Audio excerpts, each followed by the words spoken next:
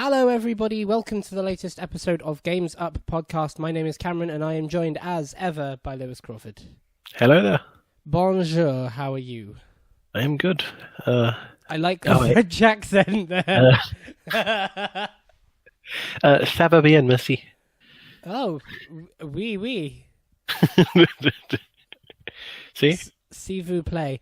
Welcome to the latest episode of the show. Welcome to the latest episode of the show. So let's start this week by asking Lewis, what is our indie game of the week? So our indie game of the week is described as a cute as heck 3D platformer. And it is A Hat in Time. What really strikes through in Hat in Time is that fun and cuteness was kind of brought through the entire game. That's like its whole objective. You are a little girl who, in the game, who is out to collect timepieces to restore time.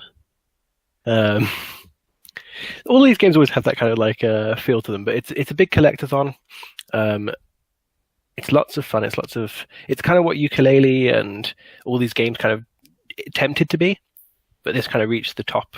It's probably the best that isn't Super Mario Odyssey this year, which is big praise for an indie game, you know. Absolutely. It's made by Gears for Breakfast.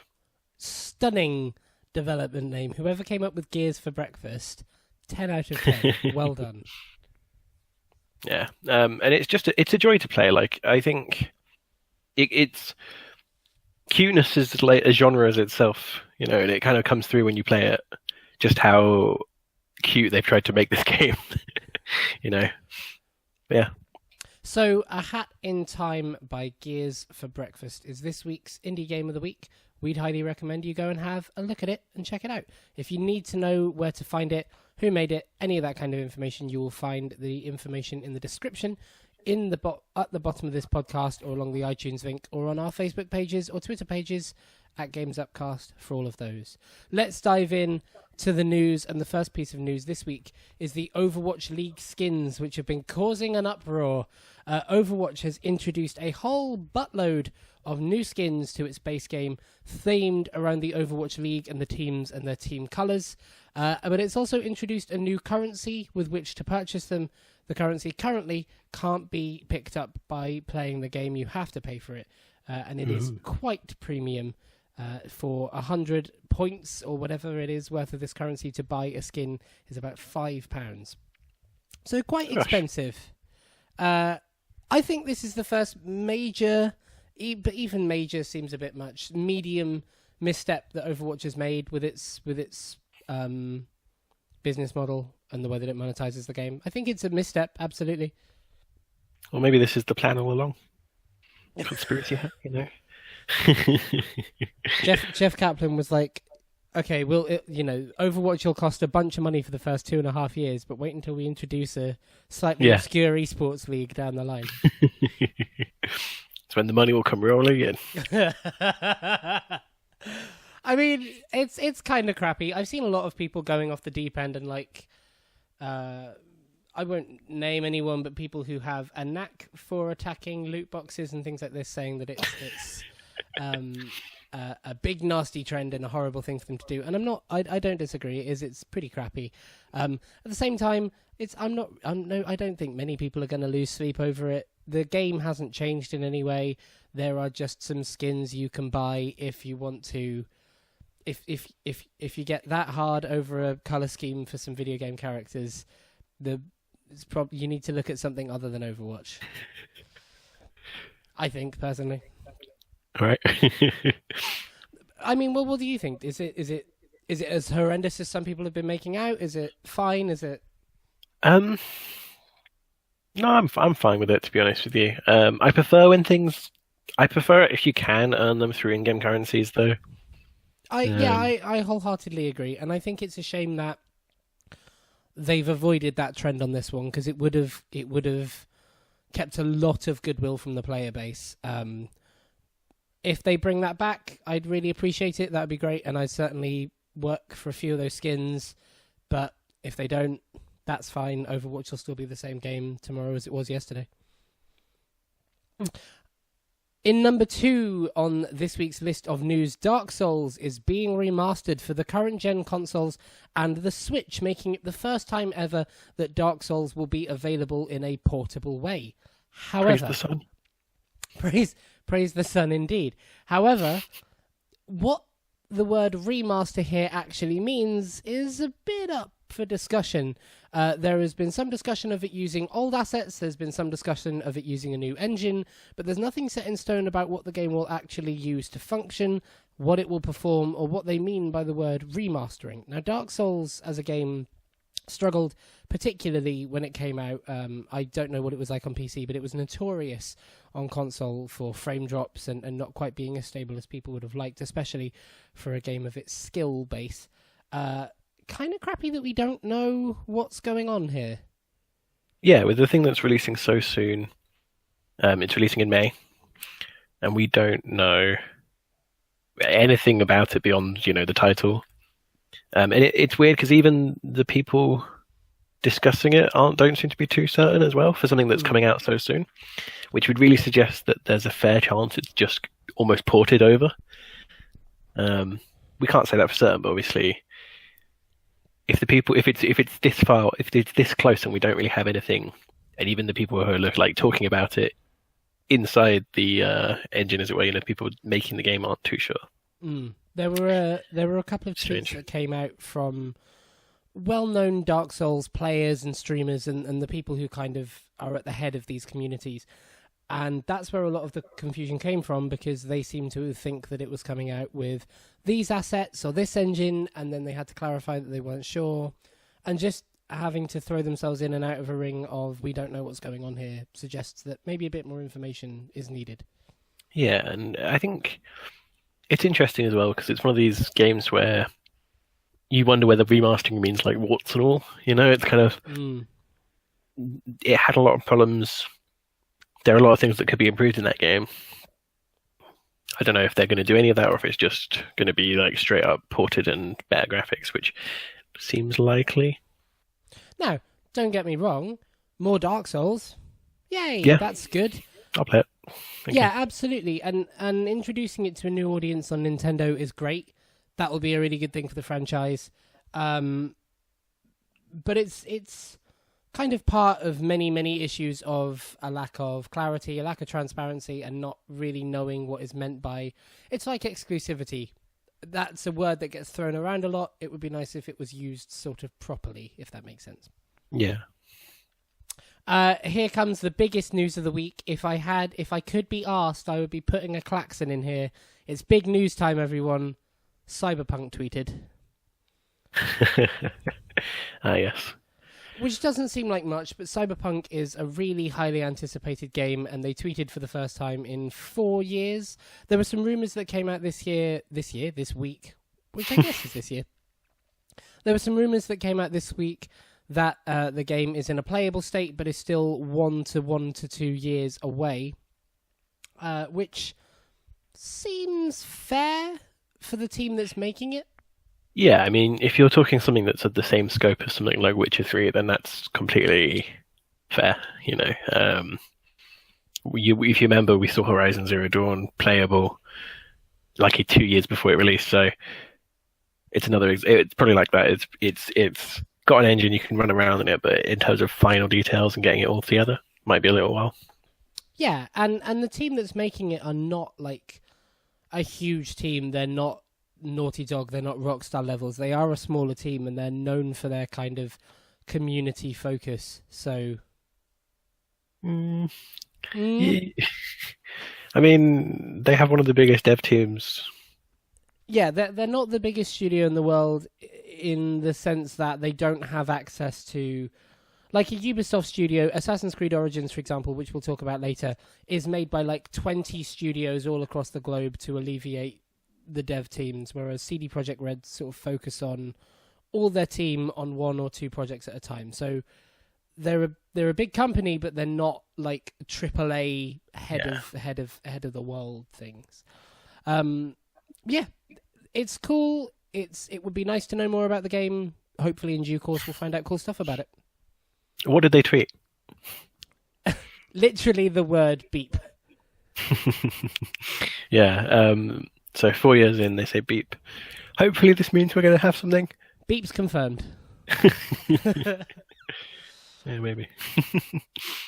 Another piece of news this week is that Vive announced wireless VR as well as an updated Vive Pro, which are supposedly coming out this year. We shared the article on our Facebook page because this is something we've been talking about for a while, that cords are one of the big holdbacks for VR, and it seems like somebody's working towards fixing that. Yeah, certainly. Like, problem with VR, especially what I've seen previously, was having all these cables with you all the time, and making it really difficult if you're kind of turning around or like exploring much. The option to have it wireless, I can imagine, would be quite a game changer, if anything. The only real things left would be, I guess, resolution. I think latency will be a big problem, but it will always be a big problem. You can't have wireless technology and not deal with latency to some extent.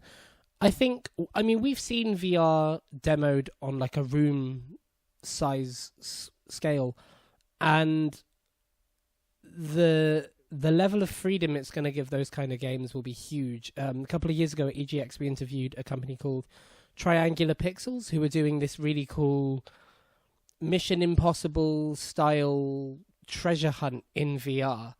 And watching the demo of it was so much fun, but they had to have two people on hand, one to explain the game and the other to be constantly cable bashing. And the amount of freedom it's going to give people like that who are making those larger, almost more adventurous indie games in VR, it's going to be such a cool thing to see what it does. I'm lucky enough to, where I work, there is a VR space, and if I want to, I can go down and play VR games. And I've been lucky enough to play some of the bigger VR releases recently, and like I love what I play. Batman VR is my spirit animal, and and if you don't have to be worrying about cables and just making that experience more one-to-one and more natural, it's going to be fantastic. You raised a really cool point, though, and a really fair criticism of that. As we add more functionality to VR, we add more expectations of the machines that will be running it, and that is a problem. Yeah, because so the talk was about they've upped this new Vive headset increases resolution, but one of the problems is that computers are already kind of having trouble with running VR, even at the resolution it was previously, which means you now need an even more powerful computer to run the VR. And it will always be a race until we reach a point where both technologies are capable of kind of running nicely. Because one of the problems is that the headset, obviously, it's right next to your eyes, so you can't use, like, I don't know, 1080p because it's right next to your eyes. You're going to notice the pixels. So you have to use, like, a higher resolution display, which means you then need a computer that's capable of running, like, 4K or something, just so you can actually be comfortable. Well, that's kind of in the future, but ideally that's where we'll be at eventually. Yeah. So we'll see it soon, once computers are kind of happy with that resolution. So, I mean, if you pay attention to our social feeds this week, we'll be publishing a behind-the-scenes video because we just got our new workhorse for the podcast to do all our editing and video stuff. And it's my new laptop, and it's capable of doing VR, which is lovely. So the week that we get a computer that can run it, they announce a brand new higher level VR, you bastards. But that illustrates the point that there will be a constant race of catch up for one. You know, they get knives, we get knives. They get guns, we get guns. It's that constant. One will be fighting the other for progress until there is no more progress to be made. Nonetheless, this is an awesome step forward, and I look forward to. Who knows? Maybe it'll be EGX this year. That will be so much fun. Yeah, definitely. All right, the next piece of news I have for you is MPD numbers came out for December, and I'd say they're quite surprising. At the top of the charts, we have the Nintendo Switch. Yes. Followed closely by the Xbox One, trailing behind the PS4. Couple of interesting facts here. That means that at no point last year did Xbox One win MPD. It may have come second and beat out the PS4 in a month or two, but at no point did it come first. I think the Switch overall took a quarter of sales numbers, while PS4 took the other quarter. That's an assumption, I think. I'm not guaranteeing that. And this is, I believe, the first month in which PS4 has been the lowest. Yeah. In terms of 3 consoles for a while. Yeah. It's worth mentioning this is American sales data. Yeah, absolutely. Because the story is very different in Europe. But we don't know exactly how different at the moment. It's quite surprising as well because it seems like they did really well on Black Friday. Xbox did really well on Black Friday. And that was partly down to the fact that during that month as well, they had all the pre-orders of Xbox One X. Mm-hmm. So you would have expected that to be kind of the peak for Microsoft this year. So it's quite surprising if they've done quite well over December. Especially considering that peak didn't necessarily put them ahead of PlayStation. So yeah. Yeah, I mean, I don't know that it was the biggest shock when Xbox One didn't get the MPD in October, because PS4 Pro didn't sell gangbusters. It sold well. And though Scorpio, Xbox One X, whatever, seem to be doing better, that's still probably not better enough to outpace the demand of a $250 console. I think what you do have to consider is that this was a big year for PS4, which means a lot of people have probably bought consoles throughout the year to enjoy it. Yeah. Uncharted last year, for example, will be a huge push towards those sales figures. And some of the games they had, especially at the start of the year, and Crash, for example, will be big reasons for people to buy that console. So as the year tails off, and we go into a year that's still going to be big for Sony, but we don't have it set in stone where that year will be big, you can kind of understand people picking up other consoles. The Switch winning out December makes perfect sense with Mario Odyssey, with the kind of year they've had, and with so many people wanting those around the Christmas period. And you can kind of understand people upgrading Xbox Ones for Christmas as well. So the sales numbers are odd, certainly, but they do make a lot of sense when you rationalize them like that. Yeah, and again, like, you can't really say that this is like a change from the normal trend. Because PlayStation and Xbox in the US have been kind of very close to each other for most of the time. They've kind of mimicked each other's data a lot, and it's never been too much of a gap. Especially coming in the last few months, they've got a lot closer together. The real surprise actually is kind of Switch, because the data had it ahead in a few months, but it didn't have it ahead until in like the last few months. So that's quite good for them. Switch still needs to sell over in Europe, because currently in Europe it's a much different story. PlayStation is selling like 3 PlayStations to every Xbox. Mm-hmm. Switch is doing slightly better, but not that much better. It seems that like PlayStation's doing worse in its own home market, but it's doing great over in Europe. I mean, like, it's worse to a certain extent though, because it's worst at the top of the pile by quite a chunk. So yeah, it is odd the way that Europe is. It's odd the way that Europe buys games and buys consoles. It's hard to nail down like the PC gaming market in comparison to consoles. But I would be interested to see those numbers. Like, technically, you know, if we marked PC sales in the same way we mark consoles on MPD, that would be a lot harder to do because there's utility to PCs away from consoles. Yeah. And so there's an argument to be made that Europe might have a bigger PC gaming audience. You know, America has notable troubles with its internet providers, and those probably aren't going to get better in the next couple of years. because of that decision Yeah. that they made. So you need. So there's much reason to say get like an Xbox or. Is that what you're kind of saying? It's kind of because you're right about the PC sales, but PlayStation still does well over here. Well, yeah, but what I'm saying is like you can't measure. It will be damned hard to measure. Like you can say PS4 is selling 3 to every 1 Xbox Ones, but you can't say that about PCs because like I bought a PC this week, but that's not an apple to orange comparison. So it would be fascinating if we could compare that and see where the market falls in terms of percentage for Europe. But it's just like nailing those numbers down and never going to be easy to do. Yeah, true. And a final piece of news for you this week, a little tidbit as we head into our main topic of the week. Razer showed off a pretty cool little device called Project Linda at CES this week. Late last year, they released a phone which was dedicated to gaming. It's got a big screen that refreshes at 90 hertz for mobile games. It's got a big battery to make sure that it can power that the whole time. And Project Linda allows that phone to power a gaming laptop. What it does is turn the phone into the touchpad of the laptop, and the laptop effectively acts as a shell around the phone, which is then powered by it. It's not the first time we've seen this kind of technology, but it is the first time we've seen it functioning to this level. And it's cool to see Razer innovating in this space. People were quite skeptical of the Razer phone when they announced it and brought it out, but actually it did quite well last year, certainly in terms of critical response. So there you go.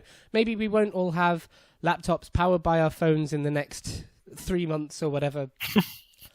But there are people looking into that kind of technology, and it would be cool to see something like that happen. Definitely. Now, our topic of the week, and this week, it is a good one. We are getting closer. In fact, next week we will be recording our Game of the Year episode as we round out January looking back at 2017. But on the road there, we've got to play as many games as possible, and one of those games is Assassin's Creed. Now, I was lucky enough to finish Assassin's Creed Origins this week after lots and lots of time put into it. Lewis, you know Assassin's Creed Origins quite well, so what we thought we would do is talk about where we think the series is going and whether we think we'll see one this year, what it might look like, whether we'll see one next year, generally that kind of stuff. And then maybe a couple of spoilers for Origins, but we'll warn you in due course. Before we get into that, Lewis, you a fan of it?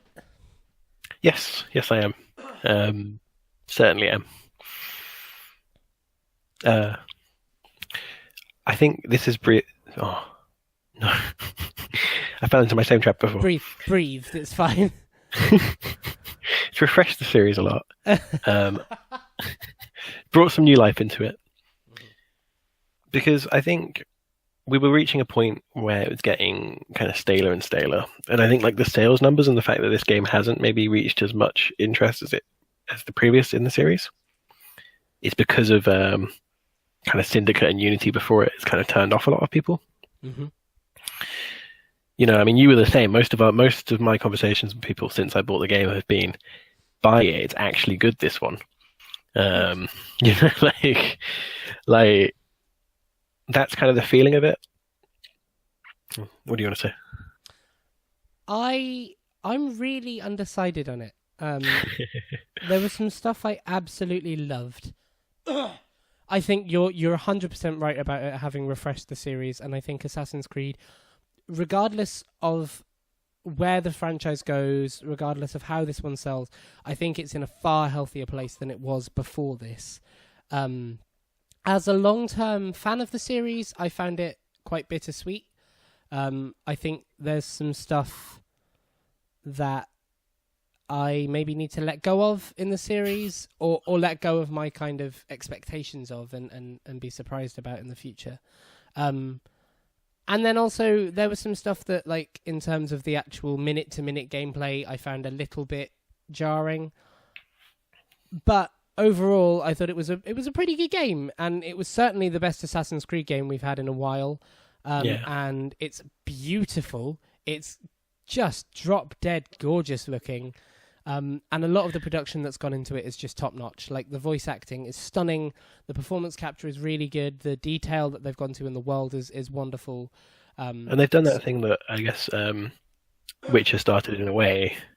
Maybe that's false praise, but every like side story has like some discussion, some talk. It's not just here's go kill 5 things for no reason. It's you have a discussion with someone. Some of the side quests aren't then particularly you go kill interesting, but 5 things. yeah, they're not necessarily interesting. But at least like you talk to people, and there is like you can feel like you're a character in the world, as opposed to like when you play World of Warcraft and you get kill 5 balls. You know. Yeah, I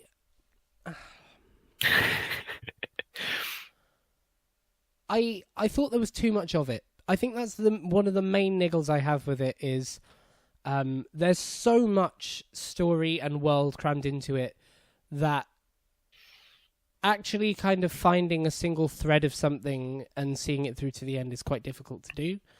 And as a result, it can sometimes be a little bit meandering to get what you want out of it, regardless of what that is. If you're really into by X story, you're gonna be there a while to see any kind of resolution to it. If you're there for the longer term Assassin's Creed story, it's much the same. Yeah, And I think like one of the things that has happened since Unity, I would say, is they've been trying to kind of, in fact, no, since Black Flag, they've been trying to make the Assassin's Creed games longer and longer. I'm not 100% sure why. Yeah, I mean, you know what I mean. Like, they've been the thing in Assassin's Creed Origins, anyway, is that you have to be certain levels to kind of progress. So you can't just kind of go through the story no matter what you do. You can't just power through. At some point, you're going to reach a point where you won't be able to. Mm-hmm. And you know, you'll have to do the side content, you'll have to do side quests, you'll have to go kill things, and that's fine. But I think one of the things that they have been doing since Black Flag is just making the games longer and longer and longer. Unity and Syndicate were the exact same, where you didn't have a level up system, but you had to do. Did you have a level up system?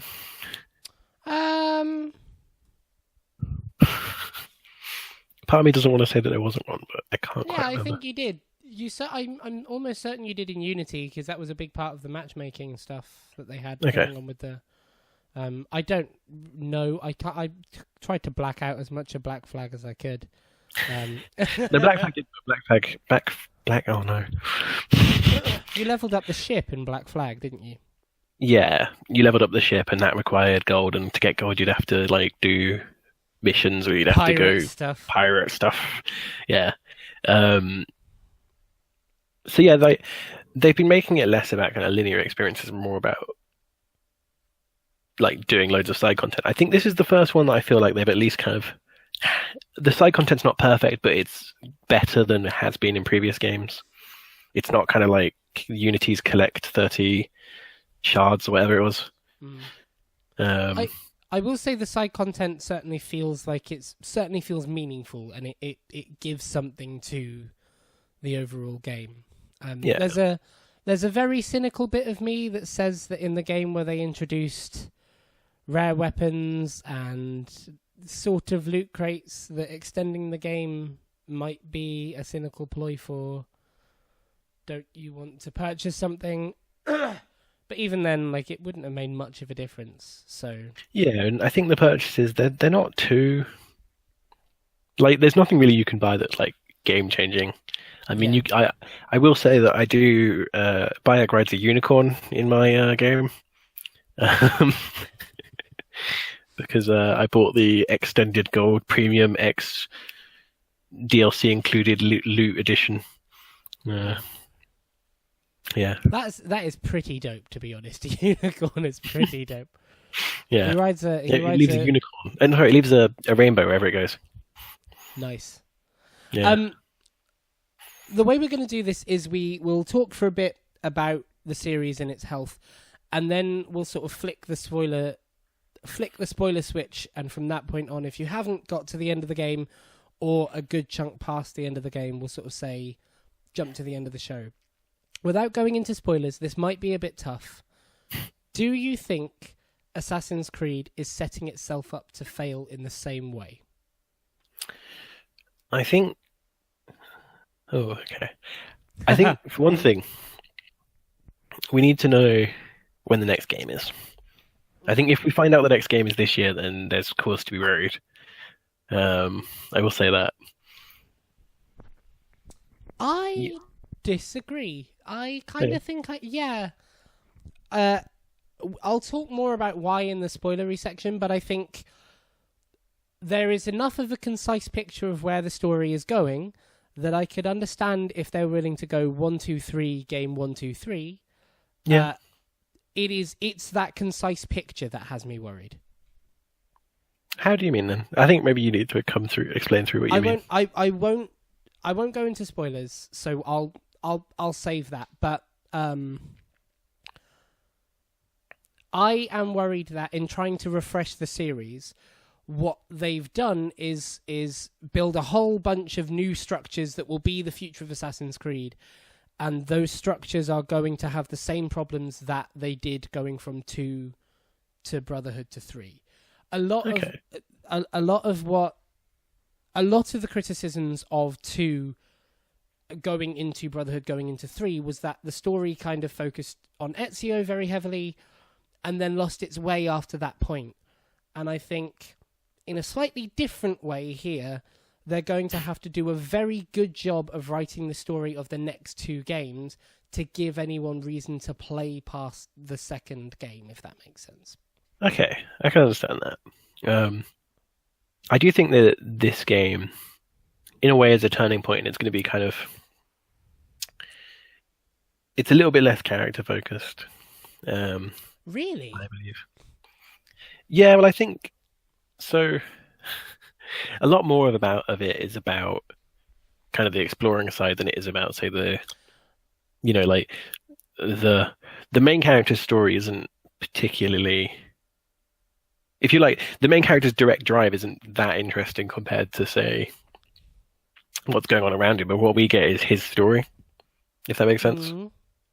Because like you're looking at like the stuff that happened in Egypt in that time period without giving spoilers away. This is kind of difficult, but and it's a really interesting time for Egypt. It's a really interesting time for Rome, and it's an interesting time for Greece. But what you get is kind of Bayek's eye into this. You know what I mean? Mm-hmm. Yeah. And his focus isn't necessarily like the big, huge developments that are going on. It's more about revenge. That's fascinating. I've not thought about it in that way before. You are right. You do get a much more rounded picture of the setting of the game at the time. I felt like I learned a lot more about ancient Egypt and not just the context of it historically, but like their traditions and their culture and their religion and their background. And I feel like I took a lot more in about the setting. Yeah, but it's quite funny as well because it's well, just quickly, every Assassin's Creed game, or lots of them, are set in like ruins, and Egypt, like in this case, is the same. Like how in Assassin's Creed 2 we were in Italy and we're looking at like the Roman ruins and all that kind of stuff. Mm-hmm. But the funny thing about Egypt is it has Egyptian ruins, because we are in modern day, not ancient Egypt, but we're in old Egypt, if you like. Yeah. So then it's like it's kind of the same thing again, as we're still like looking at ruins, we're still looking at like this ancient civilization, but not the ancient civilization. So yeah, I like that. Going in pyramids was cool. Yeah, it was. The way they've realized the world and the way that you get an understanding of Egypt as a place and Egypt as like it's a weird way to describe it, but like Egypt as a habitat for the people and the wildlife and the plants and it feels like a genuinely real place, and not like that's a dumb thing to say because Egypt is a real place, but like this fictional version of it feels like a real version of Egypt, and it is very, very impressively realized. And I do think this game probably has the best, what I'm going to call world building, but kind of like world design, I guess, of the series. I think some of the previous entries have tried to it in a way, but it's the little details. So if you're playing the game, you'll go certain places and you'll find like where they dye clothes, or where they farm wheat, or the rich and poor division in Alexandria. Mm-hmm. Like those kind of details. I really like those in video games, as opposed to kind of just like a landscape which doesn't really have much definition. You do have this like clear world design where they've come through and like thought about specifics. Yeah, that's fair enough. There is a lot of time that's been spent on putting the world together in a genuine way. Yeah. So we'll sum up the non-spoilery section by asking you: has this reaffirmed? Like, are you in for the next Assassin's Creed games? Yes, I am. I definitely am. Were you before Origins? I was iffy about picking it up, I'll admit. So yeah, I think there's improvements that I hope they make. Mm-hmm. There definitely is. But considering what's likely to happen in the next game, I do think that some of those improvements will be addressed. But yeah, no, definitely this definitely revitalized my love of the series. I haven't liked the previous like 3 games, so I've had problems with them. So this has kind of definitely put me back on being excited for the next one. It's kind of the first time I've been excited for another one in a while. Okay, I'll say that I am the same for different reasons. I'm absolutely in for the next Assassin's Creed games, but I think it's more from a place of intrigue more than anything else. And to get into detail with that, we'll need spoilers. So if you haven't played Assassin's Creed Origins and you think you will, and if you're a fan of Assassin's Creed, I'd say you probably should, or at least look into it. Do not pass. Do not enter here. Spoilers live past this. That's a weird way to phrase it. From this point on, we're going to be spoiling the game. Be very careful about listening, and we'll put a little time code in the description about our kind of conclusions and stuff with no spoilers afterwards. So, with that being said, hey, guess what? The world's ending again, and and Layla's just Desmond 2. Yeah, okay. So that's what you're meaning. Yeah. So the bit that worries me is that people fell out of love with the future for the very clear reason that it wasn't given a lot of time and development, because it was a fairly generic story of the world is ending, you need the past to fix it. And I don't see how this is any different, except that Layla is not tied to these people in any way. Like, there's some stuff that you can very easily theorize about.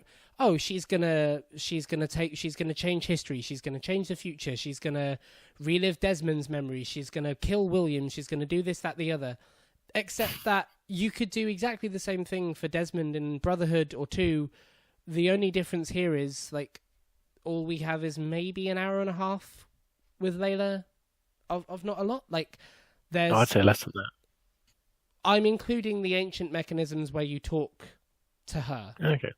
Yeah. But like, I don't know. It seems just as flimsy a story for the present as ever, and I really don't feel like that's solving Assassin's Creed. I read a lot of criticisms in the last couple of weeks about how the game would be better if it either stuck to or turned away from that stuff. Like it should either be an ancient history fantasy game or a sci-fi game with historical elements. And I 100% agree. It's treading a line between the two that doesn't do justice to either. Okay. Nothing. Sorry to rant on about this. Nothing, in my opinion, in any of the AC games has reached the heights so far of who is this Desmond. That line alone is the reason the franchise is so special, I think, because it's so genuinely different and genuinely unique, and it had a lot of promise in it about what the future of that series could be and what it could look like in a modern day gaming landscape. And it's never been capitalized on, and I don't see any reason that this will be.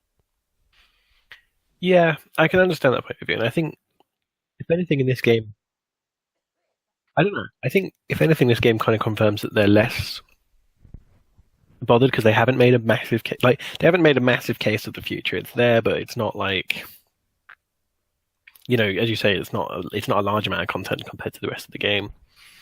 So I think in some ways they are turning their back on it, but I do wonder whether this is like. I guess it depends on the next game. So in this game, it's only kind of brought up kind of slightly, and then obviously they reintroduced William Miles. It's worth mentioning that they've made a point of like ignoring the last few games, if you get what I mean by that. So that's another thing I was going to say as well. Like they've forgotten that Juno exists. Apparently. Well, not just that. I mean, like, okay, so massive spoilers. End of the game. So the cutscene that I loved, and the one that's it's the very last cutscene, I think. Is this Aya changing her name? No. Oh, okay. No, wait, it might be. I don't know. It's the one where it's the birth of a new creed, end of our creed.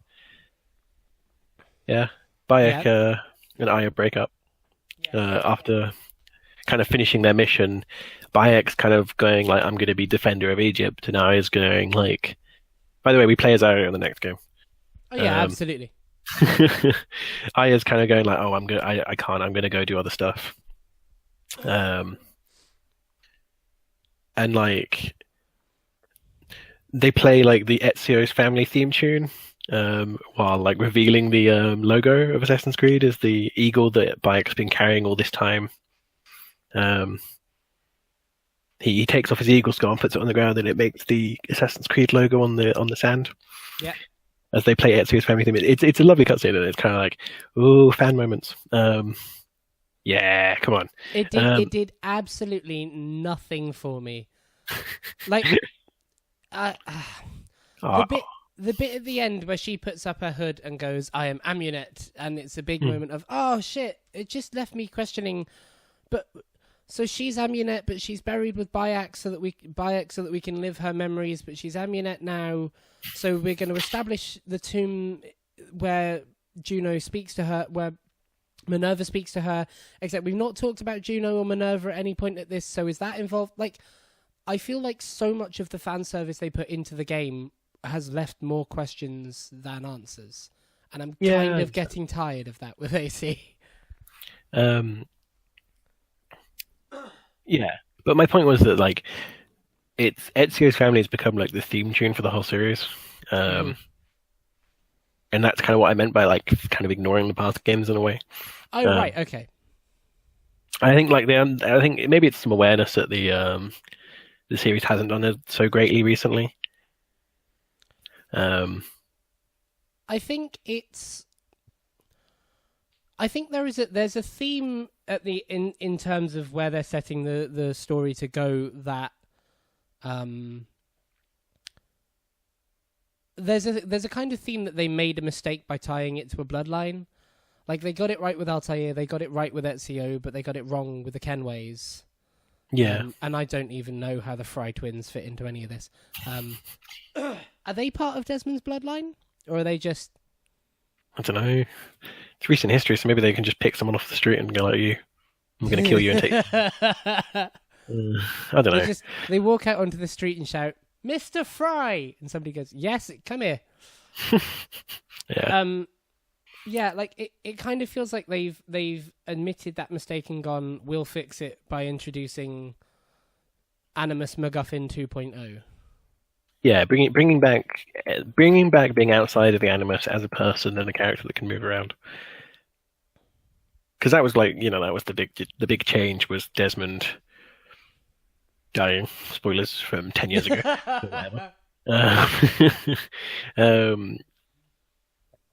And then kind of since then we've been like amorphous person. Yeah, we've been random Abstergo employee. Yeah, or just random person playing a game that's been hacked by assassins. At the very least, you must admit that like it's the most they've at least tried with future stuff since like for quite a while. Oh, I mean, yes, it is. Because previously, it's been things like starting up Unity, and it was like the whole premise was just ridiculous, and the whole like we've hacked your game. This is like what you've got is like Abstergo Entertainment's London, what is it, French history game. Be a French assassin for some reason. I don't know why their plan is for you to play as an assassin in a game, but whatever. Oh yeah, I think I remember. Isn't it? The premise is like you're like not meant to be that character. You're meant to be the bad guy or something. Because the whole point they're changing history. But it was a bit flim flam, and then it was like we hacked your game. But I think this is what concerns me is that the most development the present stuff had. So fuck it, I should put it down. I'm unapologetic. I think the present stuff in Assassin's Creed is far more interesting than the history stuff. Not because the history stuff isn't interesting, but because fuck, these coughs are bad. But because I think they're made the motivations in them are made much more interesting when they're combined with the present. So Ezio's whole journey is interesting, but it's a lot more interesting if there's the present element. And if they don't do justice to both, it kind of undermines the series quite a lot. This is the most work they've put in for the future in a while, but even that isn't leaving you with much to go on.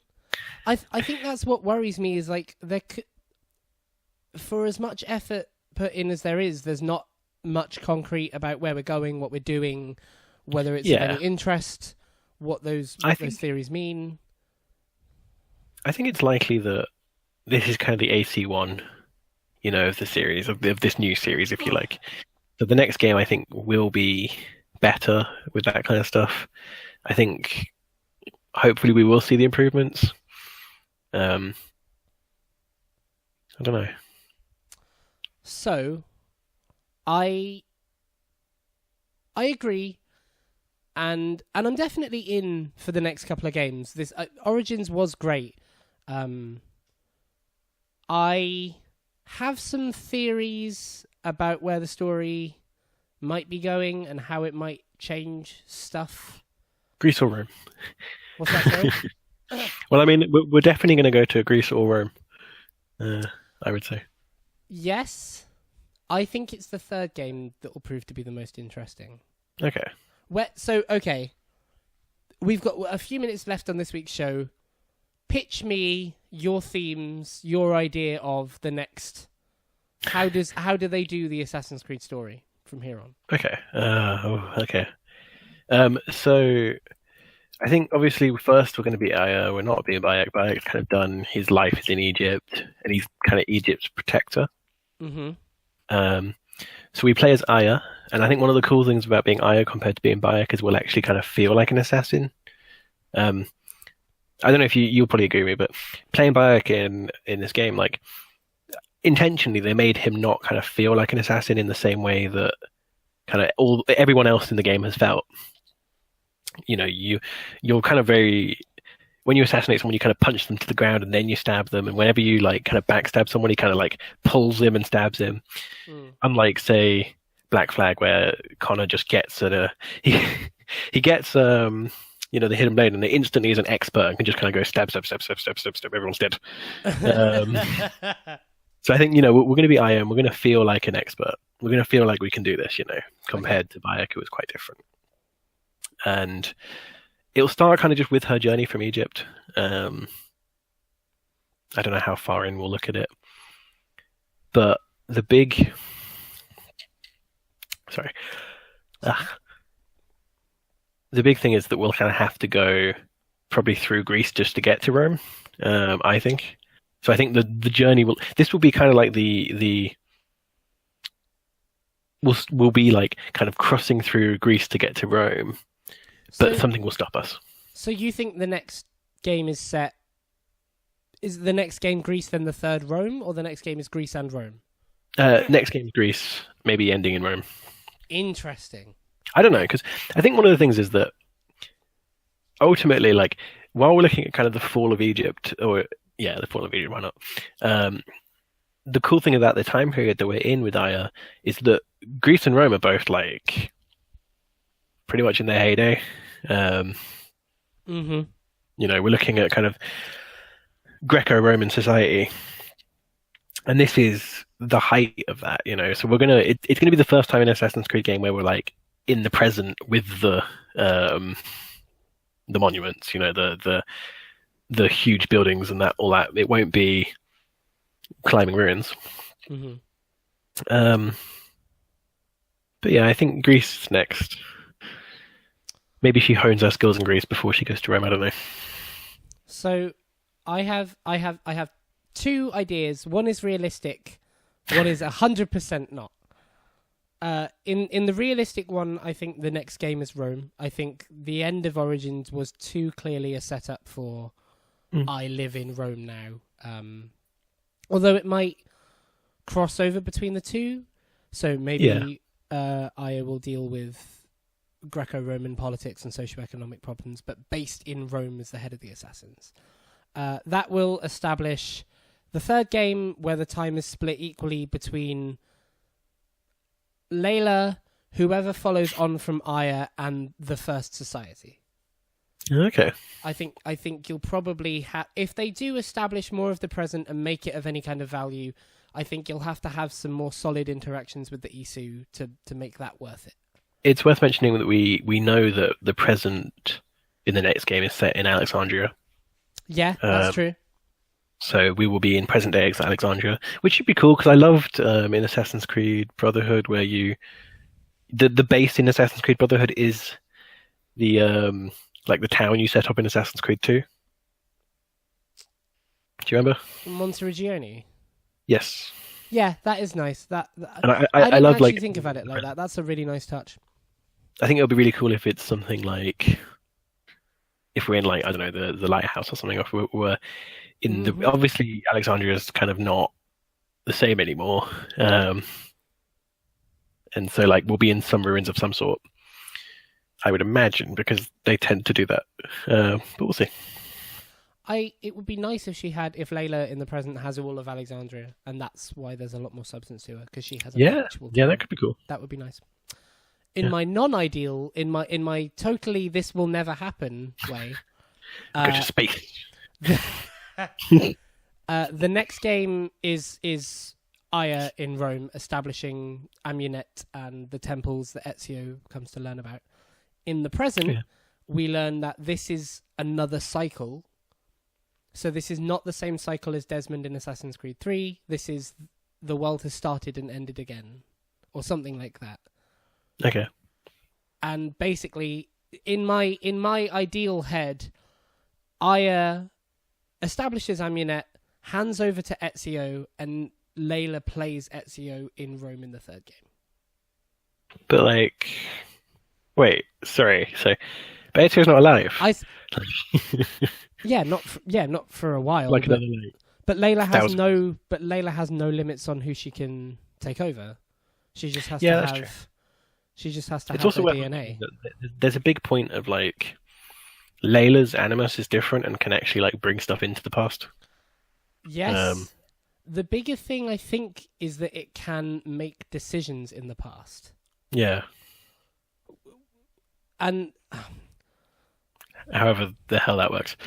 But that's kind of what I'm thinking is like it's going to be like they're going to have to rewrite a lot of Assassin's Creed anyway if she can do that. So it doesn't. I don't know. From a business standpoint, if you can rewrite it and give everyone the character that sold the franchise for years and years, that like I don't know. It's forever. I mean, they literally put his song in this one. That's the point. Yeah. Ezio's mother is actually Aya. Yeah, she freezes some eggs. I would like them to answer the question of if Aya lives in Rome now, how is she buried with Bayek? Yeah, that doesn't make any fucking sense. I don't know. Maybe I would like it if alternatively, I would like it if they did what they did with Ezio and just brought us to like the end of his life. It's the same with Aya, so we kind of maybe like someday in the future they get a farm together or something. I don't know, and we play the game up until that point. It would be quite nice to see her return to Bayek and end things together. I in I a few wonder years' if time. I wonder if she will die in combat and he'll recover her body in AC, whatever the next one is. I don't know. I don't think we've seen the last of Bayek. Okay. But I hope we see. I really do hope we see a lot more of the present, and I hope that I hope there's a kind of a trilogy of games. They round out all the present stuff, and the next games after that are whatever. And then Watch Dogs 3 is the end of the series. I kind of, I mean, if it's set in Assassin's Creed land, I'd kind of be down for that. Yeah. I kind of feel like I'm back where I was with AC2, where there's a lot of positing and not a lot of knowing. Yeah, and I think I do wonder how they're going to deal with the fact that kind of what this game does really well is being in like a really open environment, and it's the first Assassin's Creed that's really kind of set in this huge open environment. Mm-hmm. You know, like there's like kind of 3 or 4 areas at the bottom of the map that's just nothing, ish. But the big tomb. Yeah, but like in terms of like being civilized, there's like nothing there. Mm-hmm. And obviously, wherever previously we've been kind of focused on big cities, so it's kind of a big change. So we'll see how it kind of adapts. I look forward to it though. I look forward to it as well. I hope that it can learn from the mistakes of its predecessors. Yeah. So that, ladies and gentlemen, thank you if you've joined back in, spoilers or not. That was our thoughts on Assassin's Creed and its future, whether you listen to the spoilery version or the normal version. Thank you very much for our hour-long discussion on Ubisoft's franchise business plans, Lewis. Yes. I will see you next week when we will get down to the nitty-gritty and name our game of the year for 2017. It's been a pleasure. If you like this show, feel free to subscribe to us on whatever you're listening to, whether it's iTunes or YouTube, so that you don't miss a thing and definitely don't miss next week. And if you feel like liking us as well, so that we get out in front of a few more people, we'd really appreciate it. Thank you very much. Everything is permitted. Nothing is something, and the game is up. Bye.